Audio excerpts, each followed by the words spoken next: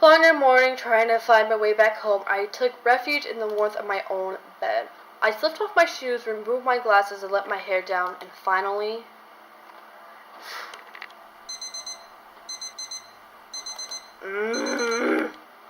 You've got to be kidding me. Cheers.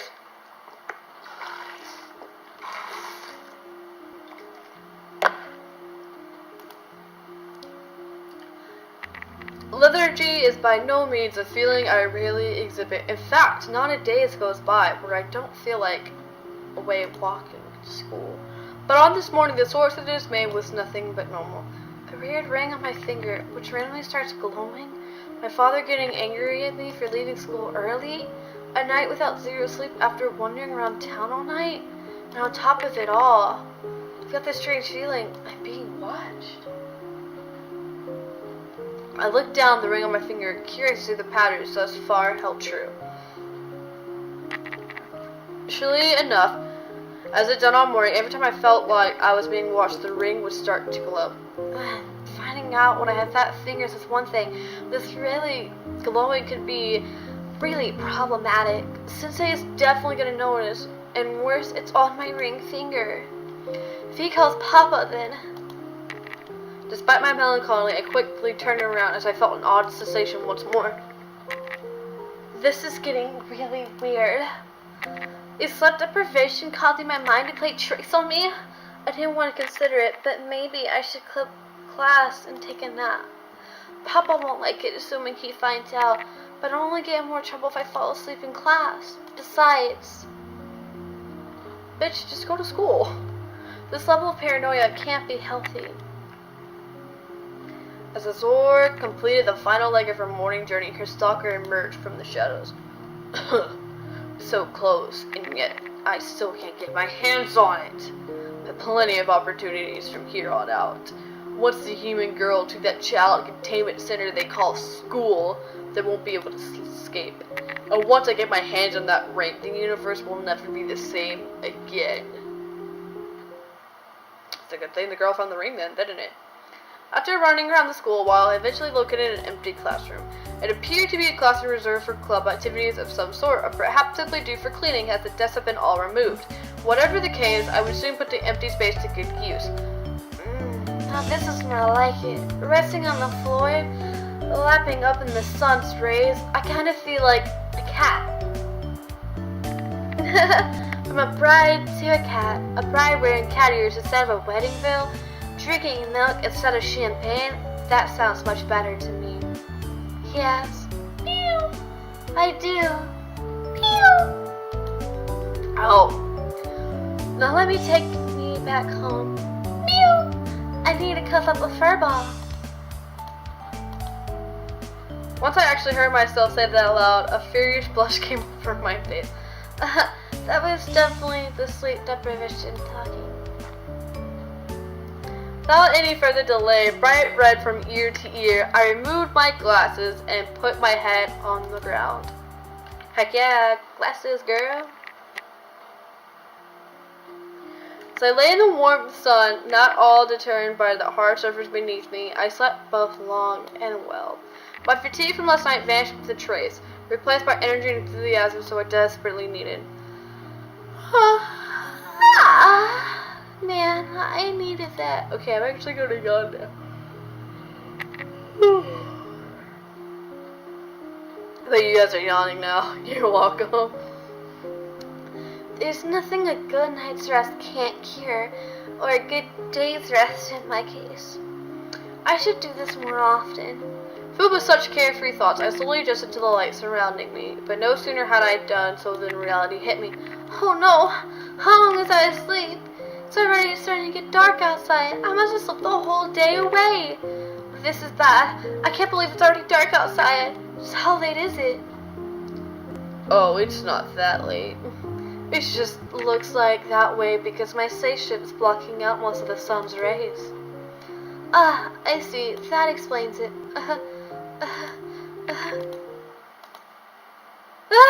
Your spaceship? What the heck are you talking about? I'm talking about my spaceship. That's what you humans call them, right? I'm not getting the terminology wrong. No, I suppose you... Wait a second. I put on my glasses, which I had taken off before sleeping. I looked at the person right in front of me with far more clarity. This woman seems familiar. Have we met before? You don't look like a student, and I don't think I've ever had you as a teacher. The stranger looked at me skeptically, as though doubting my inability to remember her. Earthling, we met last night. Is the memory of human girl truly so awful?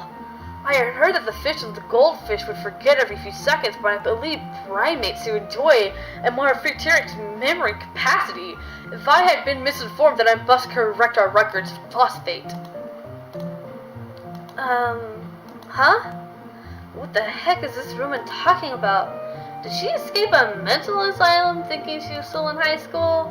Anyway, forget it about that. I'm here to take you up on an offer. An offer? From a crazy person? I don't think so. But if I reject her outright, she might get violent, so I can at least play along. That's right, Earthling. The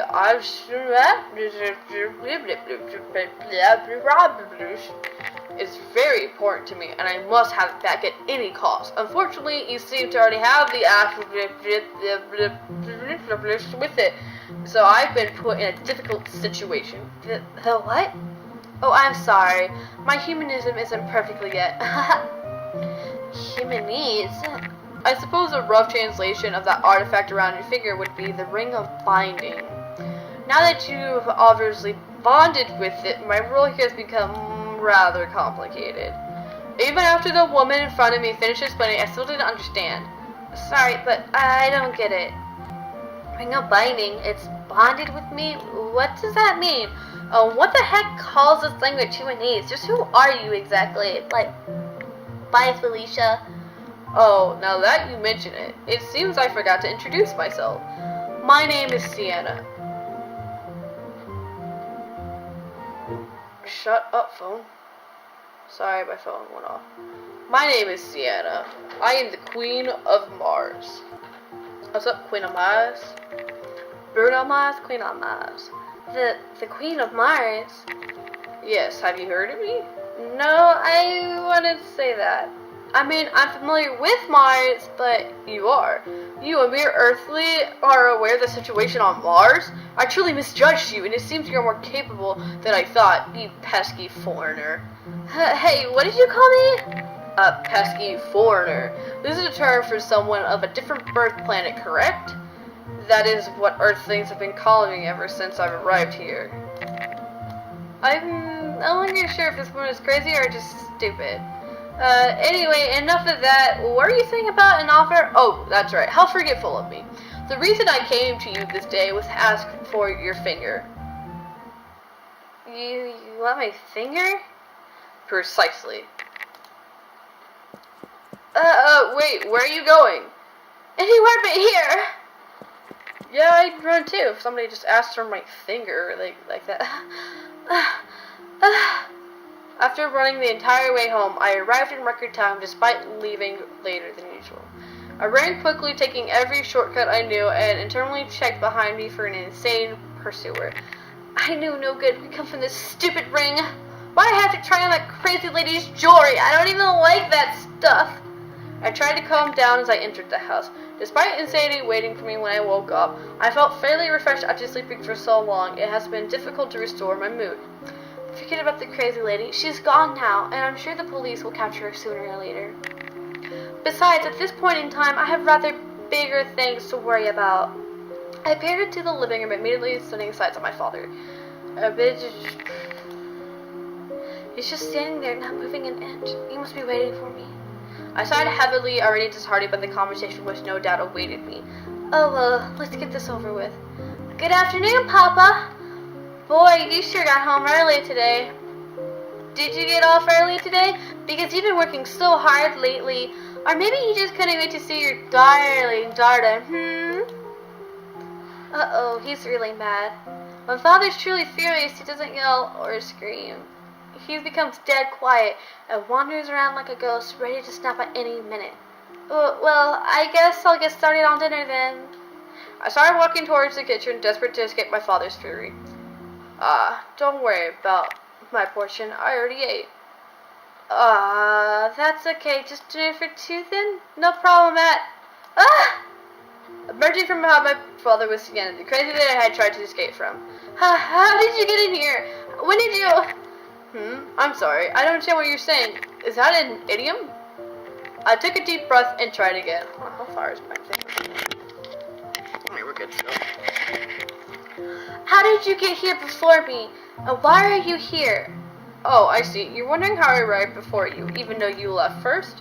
I'm sorry to say this, but your athletic ability is no match to my transporter, if you will. It converts most forms of matter into light, then. Forget about that. Why are you here? Oh yes, your second question. My apologies. I didn't mean to alarm you, but as you suddenly ran away during our earlier conversation, I thought it might be more convenient for you if we continued talking here. I stared at Sienna blankly, unable to see any hint of malice or deceit. If she only knew both where I live and what school I attend to, then escaping from Sienna by normal means may be impossible. But if I had help of an ace detective on my side... I turned to my father, who was still unmoving. As I walked in front of him, however, I noticed that something was amiss. My father continued to open his mouth wildly, breathe in deeply, then closed his mouth and exhaled through his nose. His eyes remained wide open, unblinkingly, and as though he was shocked by something directly in front of him. What's wrong? Alright, the birth giver's counterpart responsible for your creation. Do not worry, I will turn him back to normal once we are finished here. Return him to normal? What have you done to my father? Do not fret, child. He is unharmed. I simply swallowed his consciousness with that of a fish of a goldfish. What the hell?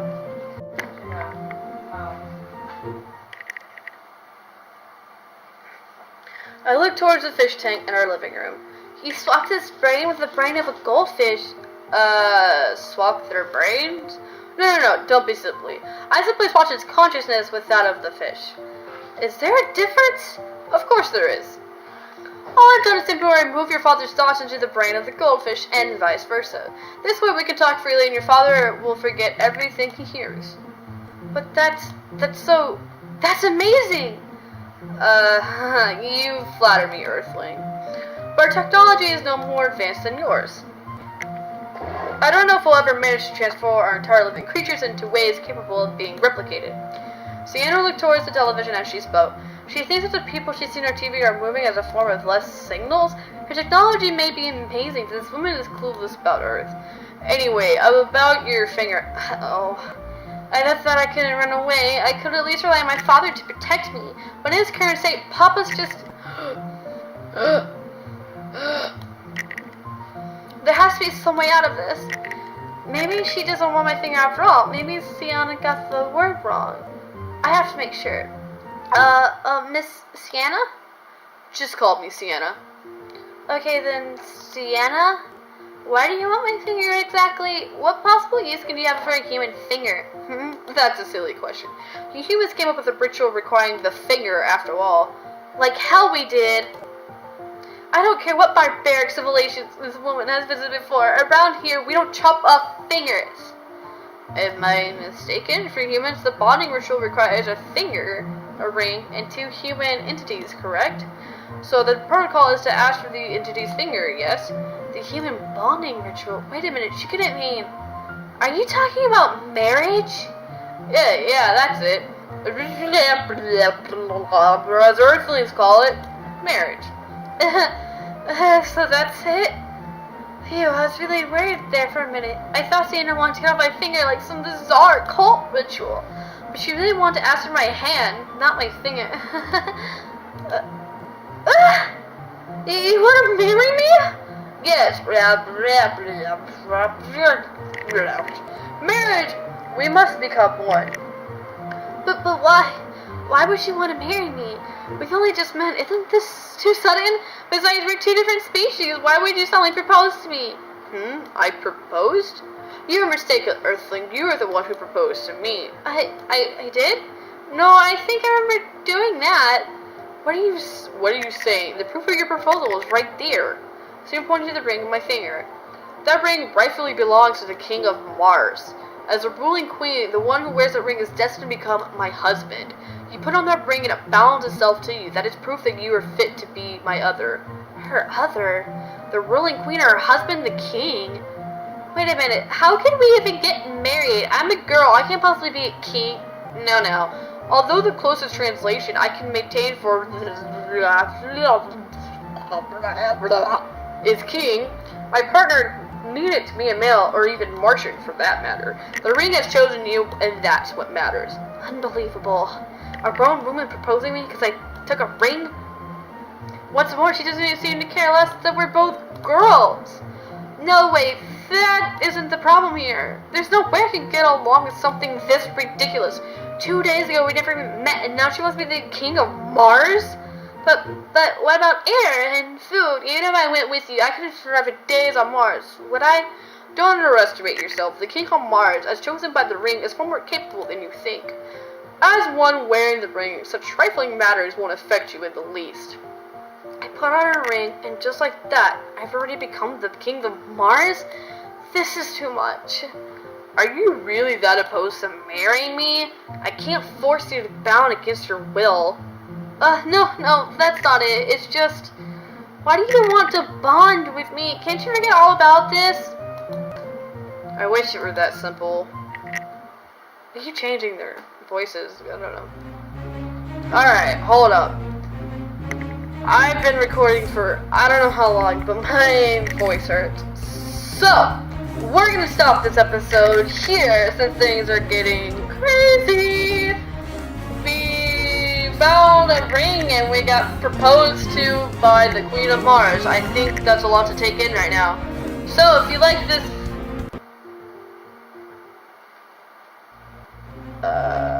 quit. Yeah.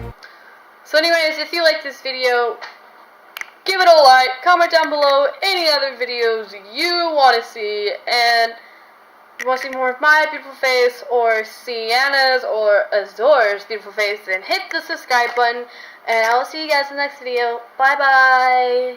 I know that you guys can see my full screen right now, which is probably awkward, but I'm gonna stop the video thing. Okay, bye.